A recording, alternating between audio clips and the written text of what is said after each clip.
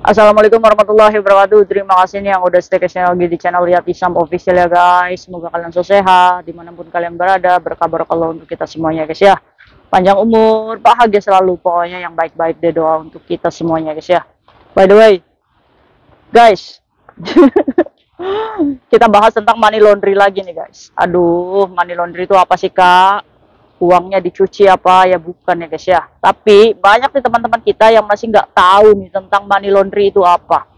Yang mereka pikirkan gimana caranya mendapatkan money.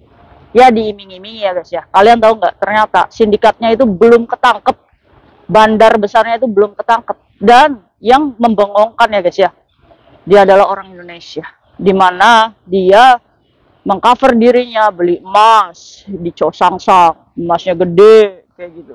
Kok nggak takut ya pakai emas gitu? Nggak takut nanti kalau misalkan emasnya itu yang akan melilit dia nanti ya guys ya. Karena apa? Karena banyak menyusahkan teman-teman kita, banyak menipu teman-teman kita. Tapi kan kak, teman-teman kita kenapa mauan aja? Ya iya ya guys ya, namanya juga diiming-imingi dengan kalimat yang baik-baik. Ya jadinya kan tergiur juga ya. Yuk kita bahas yuk. Oh guys, cerita ini datang dari temannya yang diinterogasi polisi guys. Kita sebut aja Mbak Ai ya guys ya, Mbak Ai. Halo Mbak Ai, selamat pagi. Terima kasih nih udah berbagi kisah untuk teman-teman kita ya guys ya. Mbak Ai ini menerima telepon dari Mbak Tita guys. Mbak Tita ini yang diinterogasi polisi. Mbak Tita ini pekerja legal, punya majikan dan mengantar anaknya sekolah biasanya guys. Nah, pada waktu jam 3 sore, Mbak Tita ini ditelepon oleh majikannya guys. Ditelepon majikannya. Pas kebetulan Mbak Tita ini lagi mengantar anaknya sekolah. Ya maklum ya, anaknya ini mengambil kelas siang guys. Nah, akhirnya Mbak Tita ini mengantarlah anak ke sekolah. Mau pulang, arah pulang, Mbak Tita ini ditelepon majikannya. Dengan tergesa-gesa majikannya ngomong, "Kamu di mana? Kamu pulang deh sekarang. Ada yang nyari kamu nih." Aduh, Mbak Tita ini bingung kan?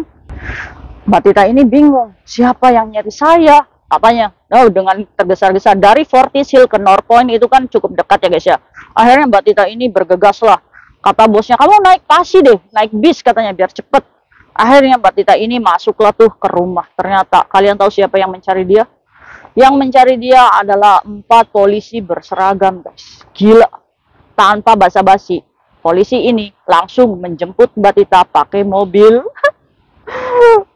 kebanggaan polisi ya guys ya. Ngiung. Akhirnya Mbak Tita dibawa. Apakah majikannya ikut? Ya, majikannya ngomong, "Kalau misalkan diperlukan nanti saya datang ke sana." Ibaratnya polisi ini mengajak Mbak Tita untuk menginterogasi dulu ya guys ya.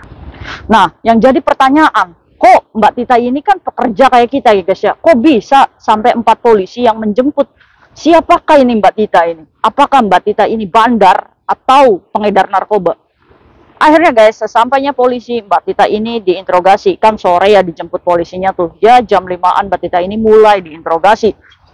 Disodorkan beberapa nama dan itu ada 30 nama guys yang polisi itu bertanya kepada Mbak Tita nih.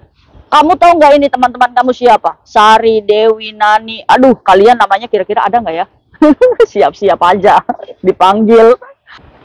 Akhirnya Mbak Tita ini dibaca, ya kan banyak yang namanya Siti, yang namanya Ani gitu, ya kan banyak. Jadi akhirnya Mbak Tita ini, "Ya saya nggak tahu Pak."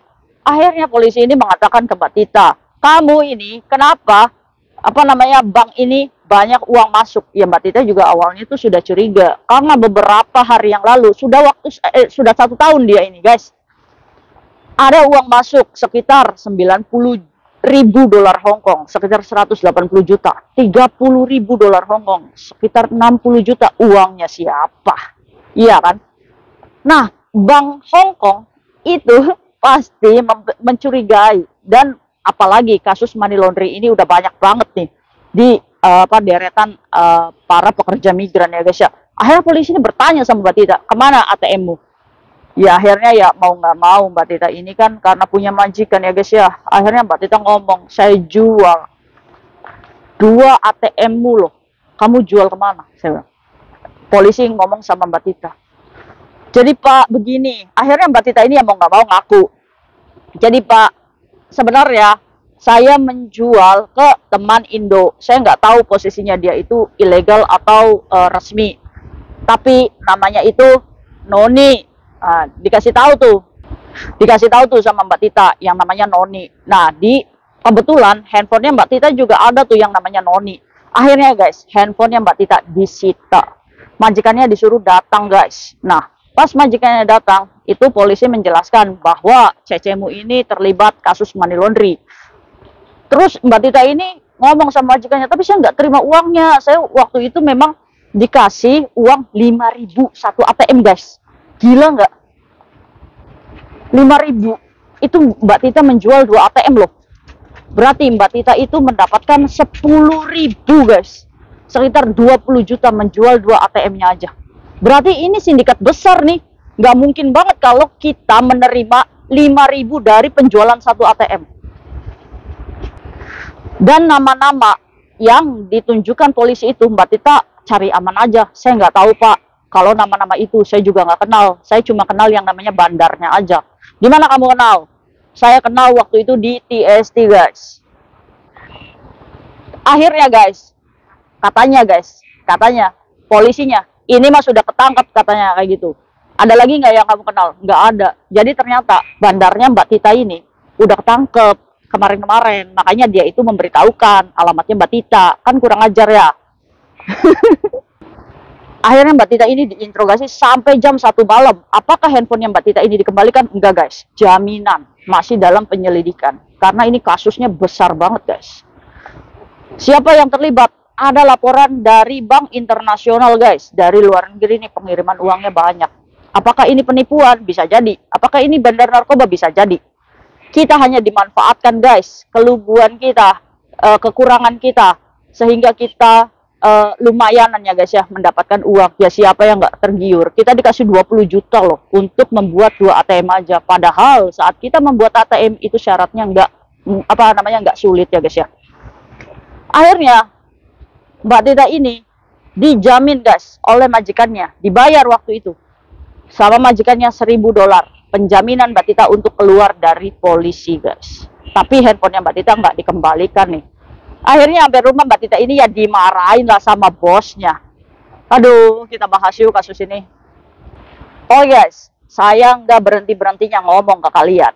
Apa sih yang dinamakan money laundry? Money laundry adalah di mana ditemukannya uang yang transaksi keuangan di sebuah akun bank ya yang tidak lazim, di mana ada transferan uang puluhan ribu dolar Hong Kong, ratusan juta. Logika nggak sih kita sebagai ART ya maksimal lah kita bekerja 2 tahun ya, kalau uang tabungan kita 80.000 dolar Hong Kong dalam waktu 2 tahun ya masih masuk logika ya guys ya, kalau kita nggak belanja apa-apa. Tapi kalau di rekening kita ada 300.000 dolar Hong Kong, sekitar 600 juta, uangnya siapa?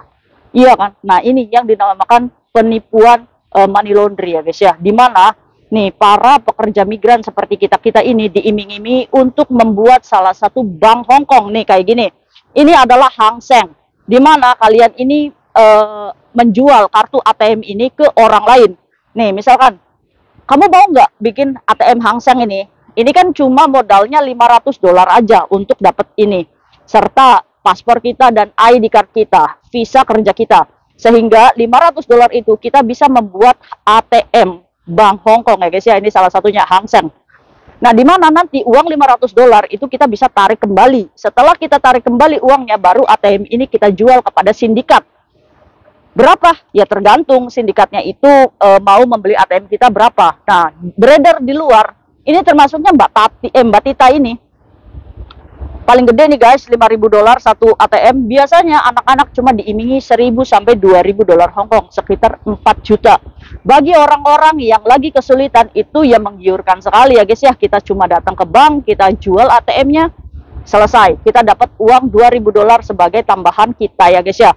Nah, apa bahayanya? Bahayanya ya kita berarti kalau kita menjual ATM itu pelanggaran. Yang pertama, apapun ID card, ATM, kalau itu milik identitas kita dan berpindah tangan ke orang lain, berarti kita melakukan pelanggaran. Itu salah di Hong Kong ya guys ya. Yang kedua, bisa saja ATM ini dijadikan transaksi mafia, di mana di sini ada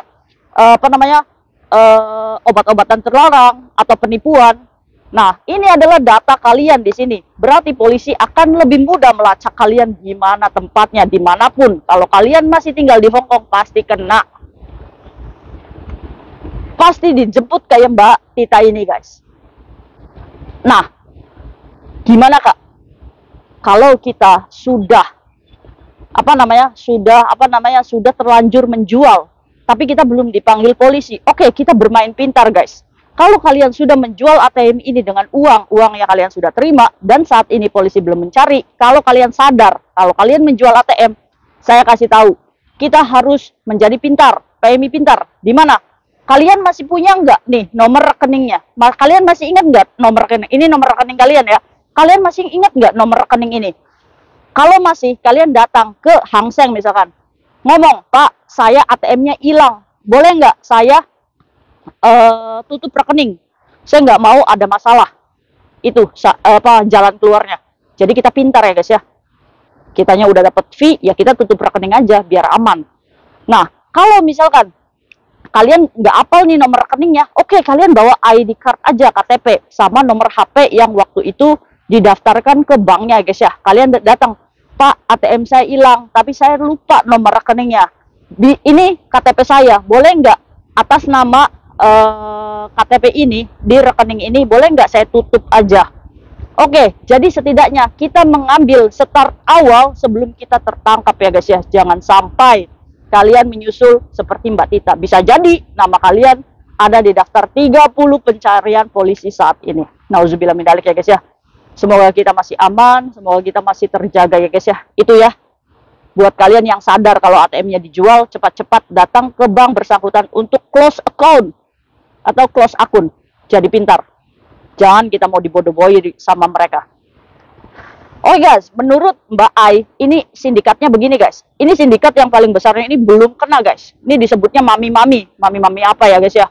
Kita nggak boleh takut meskipun dia mami-mami pakai kalungnya gede atau gimana. Mereka juga sama manusia. Kalau misalkan mereka, kalau mereka banyak merugikan kita, ya kita harus lawan ya guys ya. Apa sih statusnya dia, sama aja di mata Allah ya, derajat kita sama. Jadi kita nggak boleh takut sama siapapun itu. Ingat ya, kalian harus berani. Mami ini belum ketangkap guys, tapi anak buahnya Mami ini udah ketangkap, yaitu yang Mbak Noni itu. Nah, Mbak Noni ini dijual lagi ke Mbak Tita yang lainnya nih guys. Berapapun ATM-nya mereka terima. Gila ya, berarti ini udah gede banget nih sindikatnya. Hati-hati loh kalian. Jangan macem-macem ya. Jangan hanya karena $1.000, $2.000. Kalian lumayanan. Ingat, saat kalian sudah ada catatan polisi, kalau kalian pindah majikan, itu akan mempengaruhi keimigrasian kalian. Untuk itu, saat kita masih ingin bekerja di Hong Kong, bekerjalah dengan baik-baik ya guys ya. Yang biasa-biasa aja lah. Bersyukur dengan berapapun rezeki yang kita terima, itu adalah rezeki yang Allah kasih ke kita. Saat kita bersyukur, ya cukup insya Allah ya guys ya. Mungkin itu aja sharing saya. Ayo kita berantas money laundry, kita berantas sindikat-sindikat, dan kita berantas juga teman-teman kita yang jahat ya guys ya. Yang merubah dirinya jadi penjahat. Ya kalau saya pikir teman-teman kita yang mami-mami kayak gitu, ya penjahat sih dia guys. Memalukan ya guys ya. Memalukan nama bangsa Indonesia. Saya gemes deh. Kalau ketemu gimana nih guys? Kita apain ini mami nih guys? Saya tarik kakinya, kamu tarik tangannya ya. Kita gelitikin. Oke, mungkin itu aja pembahasan saya hari ini. Hati-hati ya guys ya. Jangan mau dan say no to money laundering. Bye-bye.